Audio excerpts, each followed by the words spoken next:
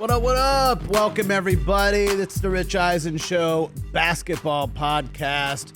We are here on Wednesday, March 2nd, a big day, and we are about to drop our own 100 on all you guys. Shout out Will Chamberlain. It's me, it's Brockman, it's Adam, it's TJ. What's up, fellas? Glad to be here. You know, I never scored 100 like Wilt, but I did put in 20 points and 22 boards in an intramural championship game. We lost, but I still played pretty well. 20 points and you kept your own stats in an intramural game? Yeah, we did keep stats. Yes, we did. Who kept the stats? You kept your own personal stats, or there was literally a statistician? We didn't play. Intramural was a big deal in school. Was this person paid to keep stats? No, it was like I don't know, like a intern of the athletic department. Were you like low key accusing him of paying this person to pad his stats? Yeah, Not necessarily. what kind of weird? That's a weird question. That was messed up. He could have a little influence. You never know. No, when you're big dogging it with 22 rebounds, I mean, it is what it is, man. But we lost because a dude named Calvin, who was a Pittsburgh street ball legend, had 56 and fouled out 3 of my guys in the championship game, and we lost by 5 points. So dang, yeah, 56 in an intramural game. I scored 40 once, and it was just like, let me tell you something. It felt like a lot. Even though I was on the wrong side of it, it was an impressive thing to watch him break us down. How many minutes was it? I can't even remember what time. It was probably like 2 10-minute halves. Or probably like 20-minute running time, probably. Something like that, yeah. Oh, man, speaking of stats, guys, let me just read you some numbers real quick. I just want to read these to you because they're just so impressive to me. 27 points. 8 rebounds, 12 assists, a win by 31. 29 points, 10 rebounds, 16 assists, a win by 16. I know TJ knows what those numbers mean. Adam, do you know what they mean? It means number 1 on the Philadelphia 76ers, James Harden. Number 1 on your program, number one in your hearts. Let's go. James Edward Harden Jr. Wow. My God, TJ. Clay over here. TJ, how, can you just, if you could bottle up and sell it, I know you would and you'd make a mint, right? You'd be like that Anna Delvey chick, just like selling yourself and your image. I want to know why you're dressed like that. You look so poor. These broke bitches. Can you just like encapsulate and describe for me and Adam and our audience, like what the last 2 Sixers games have been like for you? All right, let me encapsulate this for you. I don't know when the year was. It was 11, 12, 13, somewhere. Maybe 10, 9, I don't know. The process started. Right? The process was an unmitigated failure. It was a failure. We were supposed to get the number 1 pick like 5 years in a row. We ended up getting it twice. We got Joel Embiid, who then missed 2 years. And then we were supposed to get the year Andrew Wiggins was first. We didn't get it. We were supposed to get it. We did get Ben Simmons that year. And then, as I will always tell Brockman, we had the 3rd pick in 17-18, could have got Jason Tatum, traded up for Markelle Fultz. Jedi mind trick by Danny Ainge. Danny Ainge just did us dirty on that one because Jason. This is not the draft pick that you want. Tatum should be on the Sixers, but whatever. That still bothers me. But so saying that the process was a failure is hard for me to admit, but it was a failure. We gave up basically 6 seasons of competitive basketball for almost nothing. And then, we got a team going when it was, we had the Redick, Jimmy Butler, Simmons, and Embiid year, and that was a good team, and then we lost to Kawhi and the Raptors on that incredible shot, and that's the year the Sixers could have possibly won the title. And so after all that, now looking at this team now, the way it's constructed, you're asking me how I feel. It's only 2 games. But watching those 2 games, I get a sense of like joy for one. And then I get a sense of, wow, like there's something really big going on with these 2 right now. And I'm not willing to say it's like Kobe and Shaq or anything. Maybe Oscar Robertson and Lou Alcindor as Oscar came as an older player to the Bucks to help this young big man. That's probably like the closest thing that I could put the 2. You had Oscar Robertson was already a star on his own before. So it's interesting, man. And watching Maxey develop and ball out, James Harden is just going to make every person on this team better. And the one thing, Adam, that is going on now that's never happened before, James Harden save for like his first 3 years in Oklahoma City, doesn't have to be the number one option. So imagine now a number two option, James Harden. Or like a 1A, or like a 1B. A 1A, guess. but Yeah, it's 1A, still 1B, hard. I mean, Embiid's still number one. Like, And just the roles are so obvious. It's like you have the inside guy with Embiid and the outside guy with Harden, and you could tell on their first two games with the pick and rolls, it was going so smooth. It's like they've played together for the last 5-6 years, and they have great chemistry off the court. Also, did you guys see their press conferences? Like they're just laughing with each other, joking. Like you could tell that they were friends before all this happened, and now they're even closer. So the chemistry is definitely there. I love where this team is going, TJ. You have to be excited. Very. This is insane right now. A couple of moments have stuck out for me over the last couple of days watching this, right? There was the moment after the first game, maybe it was after the first game, where Embiid was talking post-game to the local Philly, and he just said, I've never been this open my entire life. yeah. Where it's just like, he knows that he is going to get open shots and open looks and open lanes. I mean, I haven't seen him dunk this much, like on fast breaks and rolling to the basket in his whole career. And I thought that was one big moment for me. And then just like the silliness of, did you see the clip that Harden before the game, he like was trying to sit on the And he bench fell. and he fell, and everyone was like laughing and having a good time and kind of just like, that was amazing. And they helped him out. Like, I don't think that would have happened on any other team that Harden has been on recently, where they would just kind of like play that off, and it would be such a fun kind of viral moment, and he would laugh at it. Maybe since that side-eye gif that he had that went viral. It's just, he seems like he's happy. He seems like he's having a great time. He wants to be there. I think the key word that you used, Adam, was chemistry. Like, it feels like these guys have been playing together for years, just the way the pick and roll is working. Harden's pick and pops. I mean, Maxey, TJ, that's been another huge thing that's come out of this. Yes. Maxey's numbers the last two games, like, you could just argue that they now have a big three with Maxey taking over that third spot, that third scoring role that maybe you thought Tobias Harris was going to fill when you signed him to that big deal, but Which he did, he has been, but the last few days, you're right. But now you can see that Tobias Harris as your number 4 option. Oh my gosh, teams would kill to have him as their number 2. Right? And he's the 4th guy now on this dynamic offense. I mean, they've put up just massive scoring numbers the last few games, and they beat Minnesota by 31. 255 points the last 2 games. Yeah, and they beat the Knicks by 16. I mean, Adam, are we looking at the possible 1 seed in the East right now? Absolutely. The way they're playing, they can definitely go ahead of the Heat and the Bulls. Man, I before last couple of weeks, I said that I thought Brooklyn was the favorite, but the way Philadelphia's played in these last 2 games, I don't want to jump the gun, but they might be my new favorite to come out of the East. Yeah, Just, I mean, they're so well-rounded now. now. Maybe, they're so well-rounded. And look, we do want to put it in a little bit of perspective, right? They beat the Knicks. They play the Knicks again tonight on Wednesday. And they play the Timberwolves, which are and they play a the decent Timberwolves. team, but The Timberwolves, good team, high-octane offense, a lot of young explosivity, and they're going to be a playoff team. But it's not like they've gone against Milwaukee and they haven't played. Yeah. You know what I mean? They haven't played the upper top echelon. echelon Yeah. teams. But what they've done through 2 games, TJ, is really impressive. I mean, I know you're a little bit biased, but are you ready to put them as the 1 seed in the East? Well, I mean, the Minnesota Timberwolves are 33-29, so they're they're not exactly like a doormat. They've been playing well. I can see your point about the Knicks, though, right? But I don't, I'm trying not to get my expectations too high. You're trying to stay a little even keeled. Trying to stay even keel because, like I said, it's 24 games, right? So now they've got 22 games left. 22 games to get it right, get it together, gel, and get ready for a playoff run. Guys, TJ, I don't know, but I have a question for you, TJ. So you being a Clippers fan and a Sixers fan, you've had a lot of experience with Doc Rivers. yeah. Does Doc Rivers coaching this team in the playoffs concern you in terms of that's a good potentially question. I like having that. another meltdown? yeah, Because you've seen it in the past of multiple times with his teams Yeah. where they've melted down in the playoffs. Up 3-1. And, it's funny because being a Clipper fan and a Sixer fan, like I'm on both Twitters. Sixers Twitter is one of the most toxic places on earth. I try not to spend a whole lot of time there. Clippers Twitter is basically like them trying to, let's see how I say it. They're basically trying to put down Doc Rivers. And it's just kind of annoying as a Clipper fan to see like Clipper fans crapping on him because guess what? Doc Rivers wasn't the one on the court that let Josh Smith hit 7 3-pointers.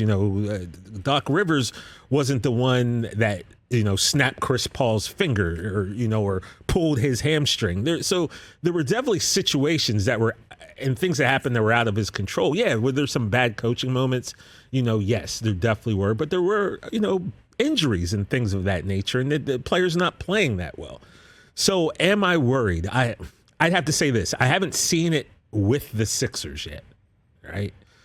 So I'm going to say no, I'm not worried about Doc Rivers,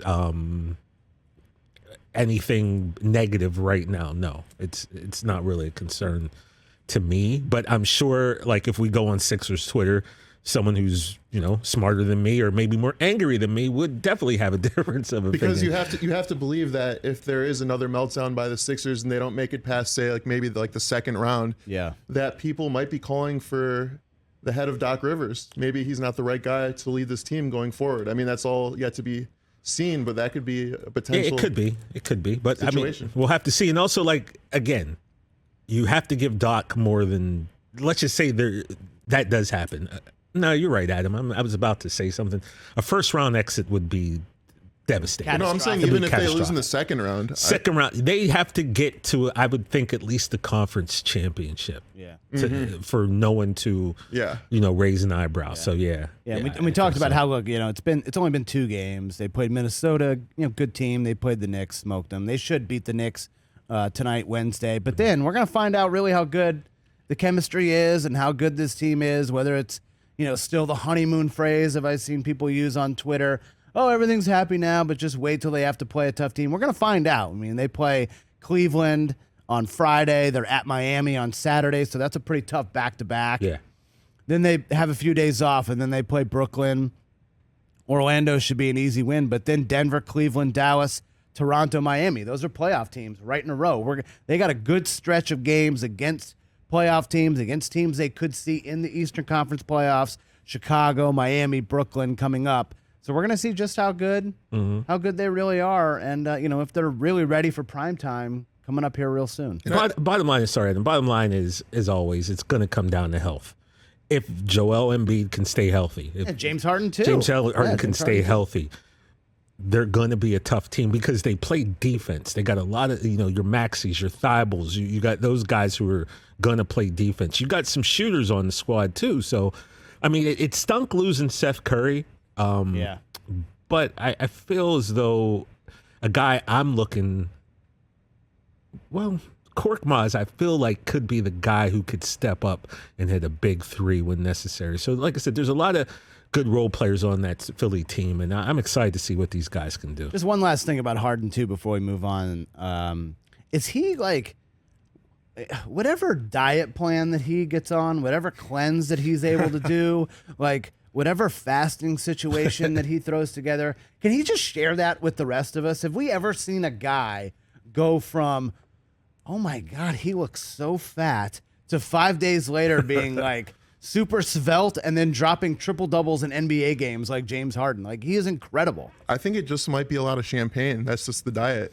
No food, just champagne at the club. Was James Harden a high school wrestler and we didn't know about it? Right. He knows about water retention and water weight. Is and he outside in the trash bag, like running laps? He might be like Loudon Swain and Vision Crest waiting to, wrestle shoot at 168, just getting that weight and just sweating it off, So who knows? Whatever he's doing, it's working. Hey, Beard, keep it up. All right. And like I said, guys, let's not forget the biggest thing about James Harden and Philly is what he's bringing to the city in terms of money, in terms of raising the economy, in terms of boosting the nightlife economy and the clothing optional clubs that he tends to frequent. Like I said, it's going to be a win-win for everybody. Yeah, Michael Rubin brought in more than just a player. He brought in somebody who's going to boost the economy, economy of Philadelphia and make it a better city. Yes, you know how many people are now young, the majority of them young women who are now going to be able to afford college because of James Harden being in the city. It's just a great thing. The James Harden scholarship is in full effect, everybody. You guys are hilarious. No doubt. You guys are hilarious. All right, speaking of amazing, unbelievable, jaw-dropping athletes. You just said it right there.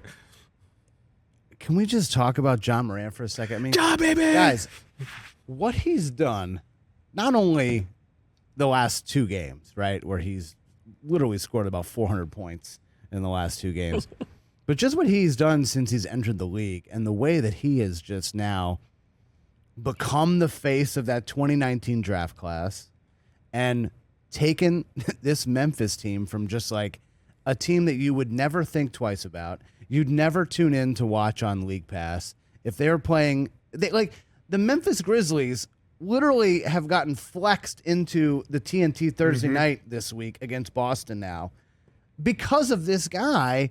Like, we were talking about it on the Big Eisen Show this week, Zion versus Ja.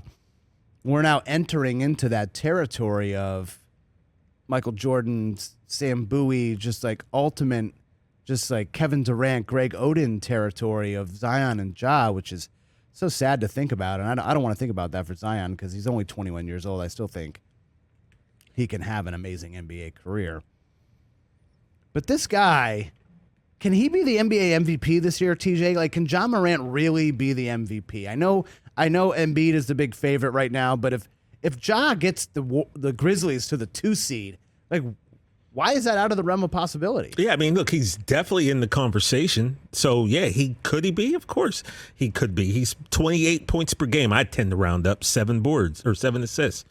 He's exciting. He's a breath of fresh air. I just want to jump into something that you said. I'm in no way willing to put Zion in the Greg Oden, Sam Bowie category. No, it's far too early. But we were just starting to have the conversation. Yeah, but I'm saying when Zion's on the court, it's obvious that he's a super duper star. Absolutely. It's just that he hasn't played, but I'm not willing to put him in any type of bust or any of that conversation yet. It's going to be a long time. But Ja is just, he's kid friendly first and foremost, right? He's got the dreads flying and there's different colors. And I always feel like smaller guys tend to become more fan favorites because they're a little more relatable. It's hard to relate to Shaq. Even though everybody loves Shaq, you can't relate to what it's like being 7 foot and 320 pounds. You just can't. But Ja, who is, he's a big dude compared to normal people, but a 6'3", slimmer guy, he seems more relatable. And I think, the more the NBA does to get his face out there and promote him as one of the next big stars, they have to do everything in their power. And I'm going to say this, but I don't every night. But I pray every night. I do pray every night, but I don't pray about Ja. But I pray that just nothing. This guy just Ja, please, man. You do. You pray. Don't get yourself a driver.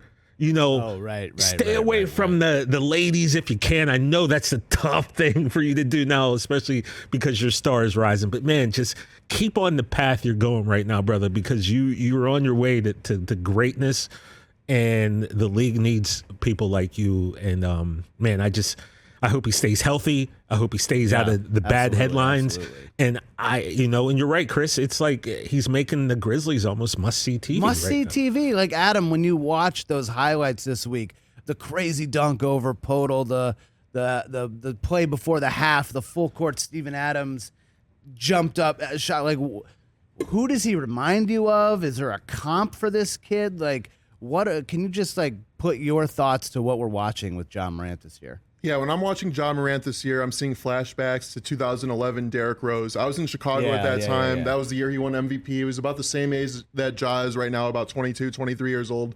I think it was his 3rd year in the league.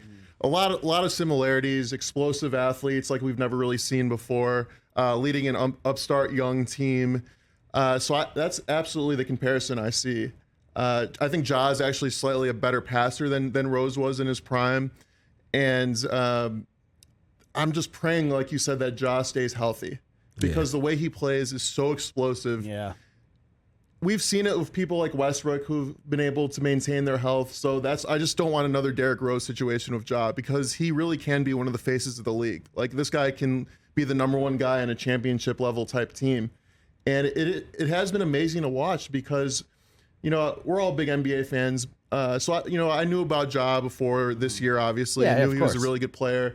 But he's really taken the leap. People talk about the leap in sports, and he has taken that leap this year. And so, absolutely, I think he can be MVP this year, especially with the way he's been playing. I know Memphis, it's going to be tough for them to probably get the number 1 seed. They're probably 6 games out right now, so I don't think that will happen. So I don't think he'll be MVP, but I think he definitely, will be in the top 3 or 4, and then he'll be a perennial MVP contender for the next, hopefully, decade. Hopefully. Yeah, 10 years. Yeah, so I want to talk about Golden State in a second, but the Grizzlies have basically caught the Warriors. They have the same number of wins. Golden State has one less loss, so they're 43-19. The Grizzlies are 43-20.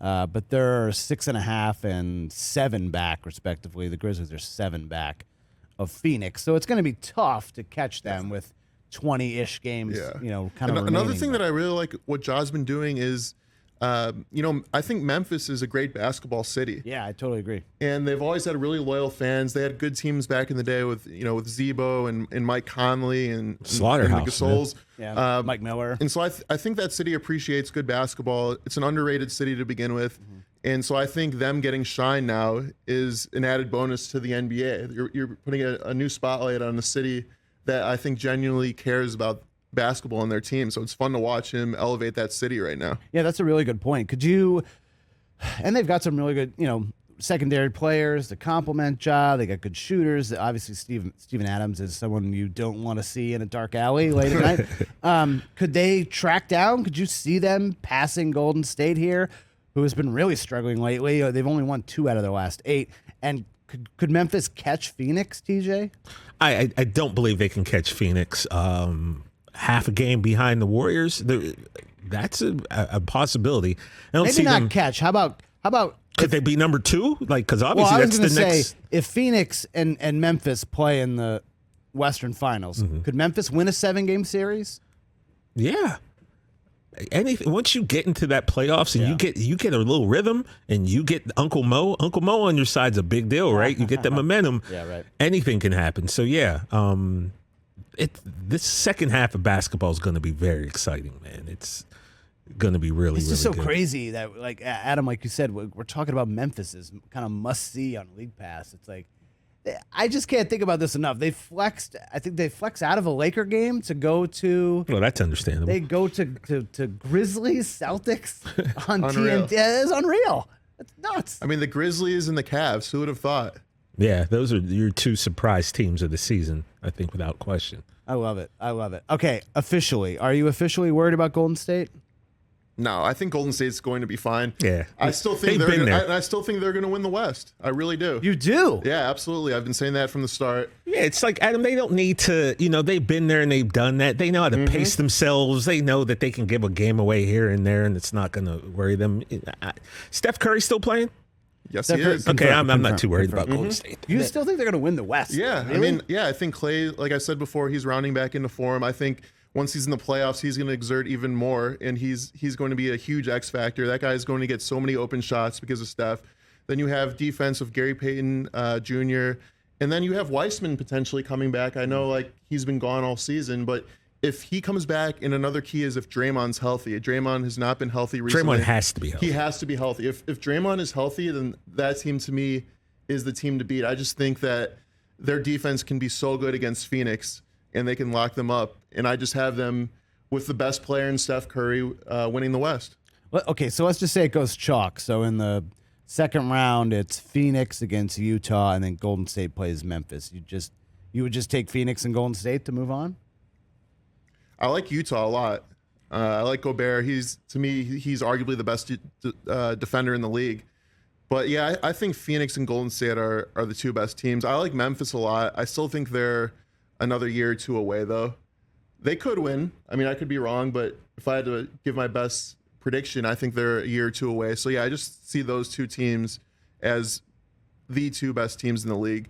And to be honest, I think probably, even though they don't have a better record, if it was the Grizzlies and the Jazz in a series, I would take the Jazz just because of the experience in the 2 superstars in Donovan Mitchell and Rudy Gobert. I'd probably agree with you on that one. Yeah, even without Ingles too. I mean, he's a big glue guy, good, kind of fills the stat sheet, good outside shooter, but obviously he's out for the rest of the season. But interesting. So you guys aren't worried about Golden State at all. I'm kind of surprised. Yeah, I mean, no.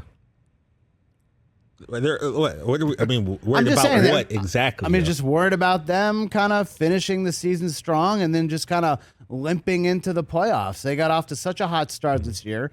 Steph Curry was far and away our MVP pick. Yeah. So you could go back and watch the tape. we were all like, there's no stopping him. And, he had that viral kind of pregame shooting workout hit the internet the other day, which is amazingly impressive if you haven't seen it. But I don't know. I just think there's just something off. They're really not playing defense. I guess that comes down to Clay didn't play, against Minnesota this week, and Draymond is still out and no real timetable for returning. But I don't know. Something just looks off with them right now, where I think Memphis could catch them. Utah might even catch them. And suddenly now they've got to go on the road for a 7-game series in the second round, and they could kind of get got. It's the dog days of the NBA right now. They have championship experience. I don't think this is going to affect them in the playoffs. Obviously, it wouldn't be good for them if they had to play Phoenix in the second round. If they were like the 4 seed and Phoenix was the 1 seed, that's a tough second round matchup, having to win at Phoenix. But no, I'm not worried about them. I think come the playoffs, they're going to be fine. Yeah. TJ, not worried. Not worried one bit. I mean, in the big scheme of things, I don't have enough rooting interest to really concern myself with the Warriors right now. But I'm not worried because, like I said, they've been there. They already know what it takes to win a championship. They'll pace themselves. They'll get themselves right, and I think they'll be ready for the playoffs without question. Lakers fans booed LeBron at home this week. Well, they booed the whole team. Wow. They booed the whole team, but it was kind of after a turnover that LeBron had that the boo birds really came out. Did that surprise you? And was it, did you think it was justified? It doesn't surprise me at all. Lakers fans are spoiled. Lakers fans have had consistently winning teams the last 50 years, essentially minus years. When they went 6 years and didn't make the playoffs. But for the last 45, 50 years, they've been pretty much always a powerhouse team. Yeah. It doesn't surprise me at all. And was it justified? I actually do think it was justified, because if you're paying, think about how much money people are paying for those seats at Staples Center. Thousands of dollars. Courtside, thousands. They're spending all types of money on food and drinks and parking. They shouldn't expect such a bad product when they're expecting a championship level team at the start of the season. I know you have to adjust your viewpoints on how good the team is, but you absolutely have the right to boo a team, even LeBron, when he's making sloppy plays and they're just playing bad, uninspired basketball. You absolutely have the right to boo them. But LeBron's averaging 29, 8, 6, steal and a half, and a block. I mean, LeBron is having a great year doing his part. I saw something on one of the talking yapper shows where it was like, you can't just having LeBron now isn't just enough. Like back in the day, you could just have LeBron and expect to be 500, expect to be a playoff team, expect to contend for a championship, and now it's not enough anymore. So like, what do the Lakers need to do? Should he even want to stay in Los Angeles? Like, if you were Team LeBron James, what would you want to do with your basketball future for what few years there are left? I'll tell you what I would do. What would you do personally? Well, Chris, if I'm LeBron James, right? I'm already established myself as a mogul, movies, TVs, other products. He wants to be in Los Angeles. What better place maybe to go would be to a team that's opening up a brand new stadium in Inglewood in 2024 and maybe join them. The house that LeBron built? Well, please stop it. The house that Stevie Ballmer built, the house that Kawhi built. But, that's a pipe dream, I guess. But I don't know what happens with LeBron. I can't see him leaving to go to Detroit. I can't see him leaving to go to, Houston. So, and he obviously, it came out, something that we've been talking about for years now, the possibility of him playing with Bronny, right? That's going to be the thing. Is Bronny James going to be good enough to warrant a high draft pick? Yeah, first round pick, lottery pick. Then it's like, what's LeBron's contract status? Does he, after this contract runs out, does he just sign a series of 1-year deals just so if the opportunity does come to play with Bronny, he's ready and he can go where he wants? I'm assuming that's what he's going to do. He's not going to lock himself into a multi-year deal, I wouldn't think, right? Yeah, that doesn't give him an out to play with his son wherever he ends up going. I don't know. I'm just curious. I mean, we talk about the Lakers a lot, but because they're an interesting team that considering where their expectations were when the season started, which was NBA championship, they could possibly not even make the play-in tournament, which is insane to think about. And now there's a report coming out on Wednesday that them and Russell Westbrook have, quote, mutual interest in finding him a new team for next year. Yeah, no kidding. Like, Worst signing of the year. yeah, obvious it wasn't a fit. We saw it from day one that it just wasn't going to work. And, we just took LeBron's word at it that it was going to give it time. I can make it work. I can make anything work. And it was like, no, this just isn't a fit. What do you think the Lakers are going to do, Adam? I mean, LeBron has a limited number of years in his career left. He has a limited window. So I think if you're really trying to win with him, you kind of have to mortgage the future and potentially get fleeced on a Westbrook deal. Maybe get somebody like John Wall. You have to give up a bunch of picks. Yeah. And you have to trust that that will work. You have to do deals next year in the offseason because LeBron at the most maybe has, 2 to 3 years left? Maybe they have to win in the next couple years for him to win another championship. You need to take advantage of Anthony Davis also because as he gets older, he's already injury prone. He's going to get even more injury prone. He's still, I think, in his prime. He's still a great player.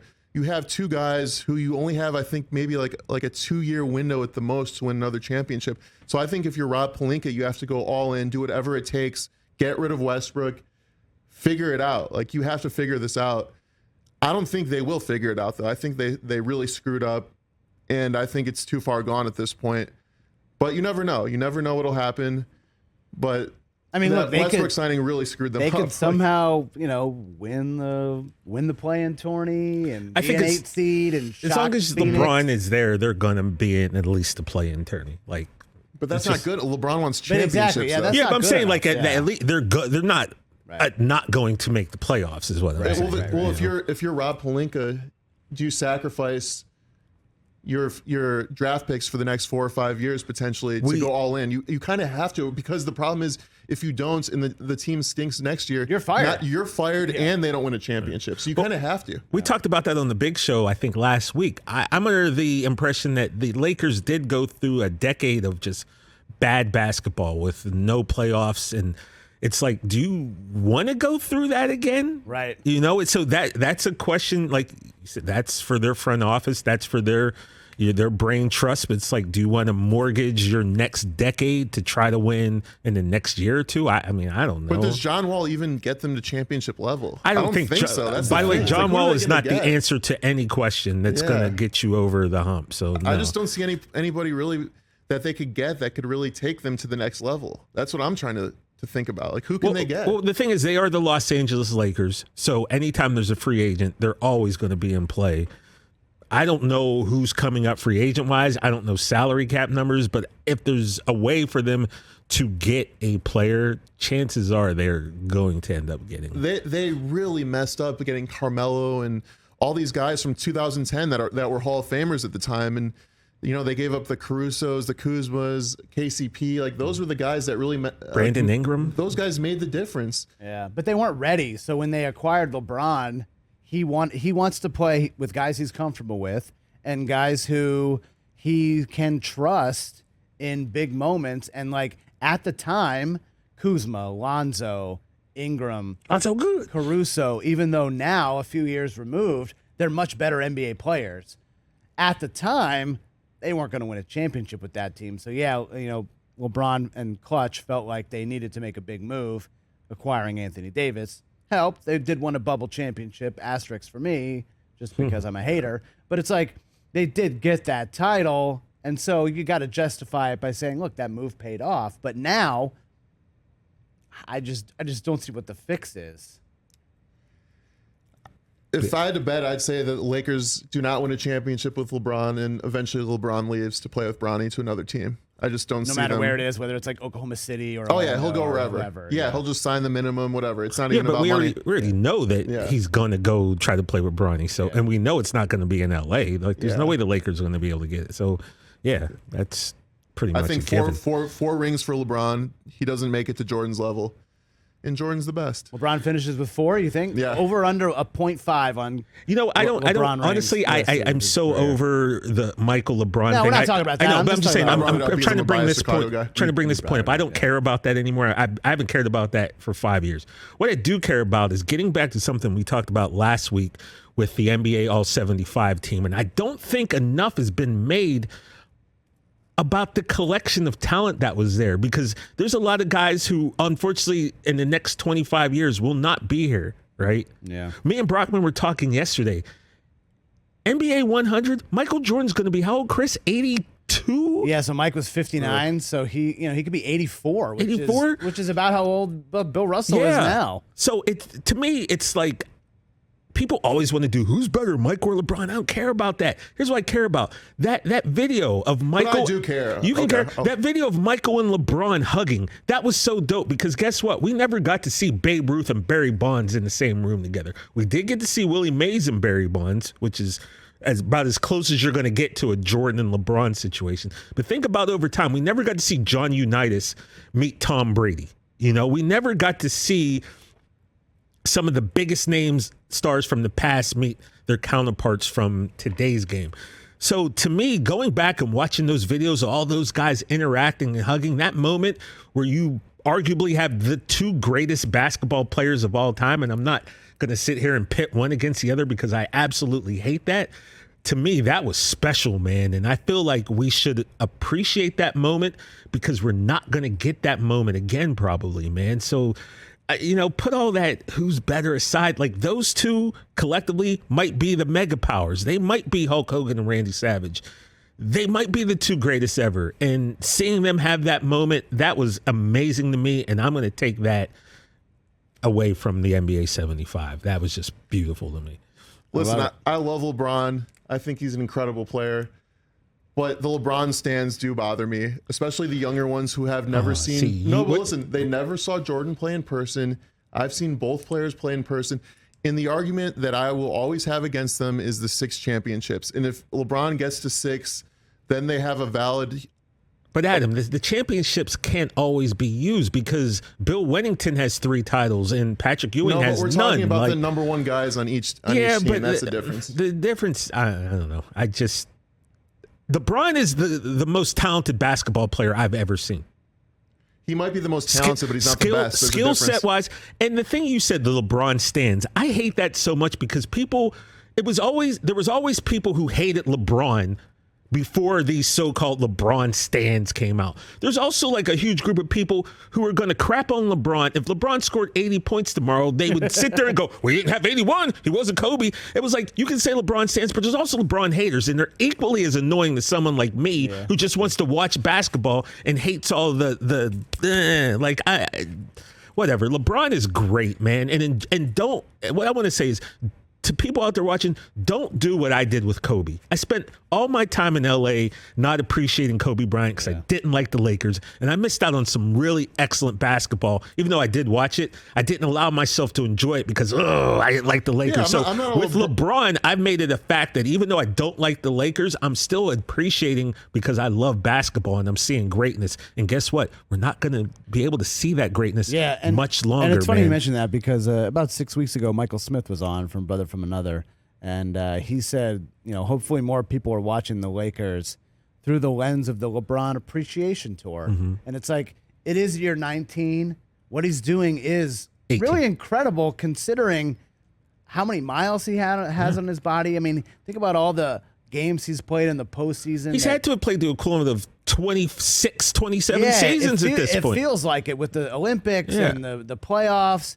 And he's still putting up incredible numbers. 8 straight finals. He's going to be the all-time leading scorer in NBA history probably in the next few years. I don't think he's, the greatest of all time, but who cares? Like what he does at every given night, it's not resulting in wins for the Lakers, but it is really incredible to watch. He still has incredible effort a majority of the time. Some of the plays he makes is just amazing. He's really improved on as an outside shooter. I think he leads the NBA in field goal attempts per game. Like he's doing what he has to do. It's not resulting in the wins because just how poorly constructed the team is, and he's had a hand in that. But whatever. It's just kind of fun to watch. It's kind of like Tom Brady. You don't like him, but man, he's so old and he's still so amazing. And I just, you know, I'm not a LeBron hater at all. Like I appreciate greatness, and he's either number 2 or number 3, and on my greatest list is either him or Kareem. So I respect everything he's doing. I love watching him play. I think he's a basketball genius. Just the way he plays the game, he's got the mind of a basketball genius. That's without question. But you know, we've all seen those two guys, Jordan and LeBron, play. So like what I'm saying with the LeBron stands are the people who never got to see Jordan play in his absolute prime, and they're just going off of like old YouTube videos or something like that. Like there's a difference in seeing both players play live in the moment. And that's what I'm saying is that there's just a different level between those two. I know you don't want to talk about it, but it's just something that I think about in terms of his legacy, in terms of if he only has 4 rings, he just can't even be really, to me, in the discussion with Jordan. And I know there's going to be pushback. Bill Russell's got 11 rings.